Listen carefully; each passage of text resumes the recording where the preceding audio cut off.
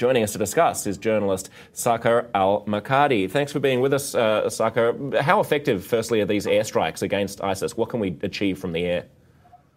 Well, I think this is simply too little too late. I don't know whether you're going to destroy ISIS from the air. I don't know whether you're going to shift them out of their positions from the air.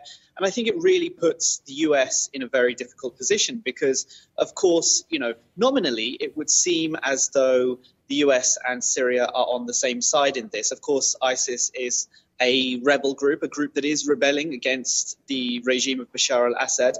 And of course, the US has a lot to gain by attacking ISIS. But of course, both of these sides, both of these parties share part of the blame for the emergence of ISIS. Bashar al-Assad was accused by many of the secular rebels for going very, very easy on them, for releasing many of the fighters who became ISIS members and leaders from Syrian jails, by encouraging their growth because, for the most part, they were attacking the secular rebels rather than the regime of Bashar al-Assad. And of course, many of the Syrian secular rebels also blame President Barack Obama for the emergence, in part, at least for the emergence of ISIS, because he refused to take any kind of action against Bashar al-Assad and against what was happening in Syria for so very, very long, until this weekend, in fact. Do you think that there was an opportunity, perhaps last summer, when President Obama suggested the possibility of strikes against Assad, any possibility of actually bolstering moderates in Syria to such an extent that they would have been able to triumph? It's hard to imagine how moderates could be more brutal than ISIS at attacking ISIS than ISIS is at attacking them.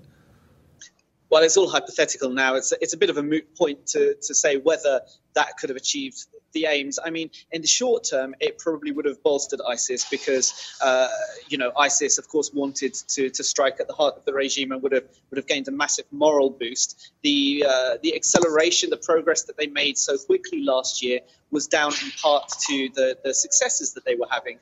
And it was a bit of a snowball effect. There was a critical mass. They were getting funding from outside because they were so very good at publicizing their victories. And so I'm not sure whether that would have hurt, whether strikes last year by the US and UK would have hurt ISIS or not. What it possibly could have done would have been to unite the rebels, to unite the secular rebels around a common cause, to see that the world was finally reacting and was paying attention to their cause. And it could have rallied the rebels around that cause and could have strengthened them against ISIS when ISIS was still in the early stages. But now I think it's too little too late.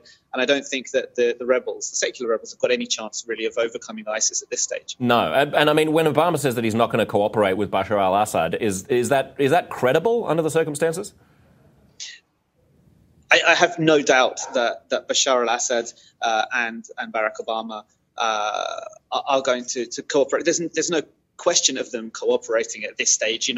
It's been almost a self-fulfilling prophecy. Bashar al-Assad has called for so long for the US to join its side, for saying that he faced the same threat from terrorism that the West did, and many mocked him. And of course, he released these religious extremists from jail, encouraged the growth of ISIS.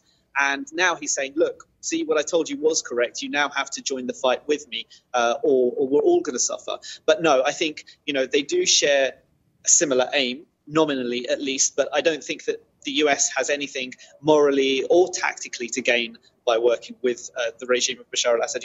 Assad has shown no willingness to attack ISIS up till now. And I think that he's doing this for point scoring and to make a point internationally. The US has nothing to gain by working with him.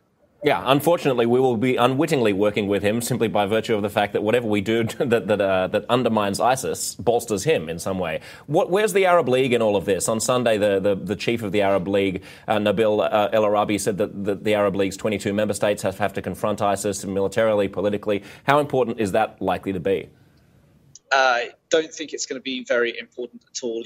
Members of the Arab League share part of the blame for the emergence of ISIS. Gulf states that were far too long silent on the growth of Islamist militias at best, and were funding and weaponizing some Islamist militias at worst. Turkey, which had almost an open borders policy towards some of these groups. All of these parties share parts of the blame, and until they are directly threatened, I don't think they're going to take any kind of direct action. We've seen the dirty game that Qatar and the UAE seem to be playing in Libya by bolstering some Islamist militias, where the UAE is attacking those Islamist militias, because, of course, Qatar firmly supports the Muslim Brotherhood and certain other religious parties, whereas the UAE and Saudi Arabia are very much against them. So they've got these internal proxy wars that they're fighting between each other, and they'd rather continue fighting those wars, to be quite honest, than to wipe ISIS off the map. So I think that they're happy for this to seemingly be contained within Syria and Iraq and possibly Lebanon for now. As long as it doesn't spread down into the Gulf, then they're happy for ISIS and the other parties to fight themselves tired. What's life like in places like Raqqa? Do we know? The weird thing about this story about Syrian airstrikes on a bakery was that, now Islamic State is running bakeries and running electricity and providing water and doing all this stuff, behaving almost as if it were a legitimate state. Is life tolerable?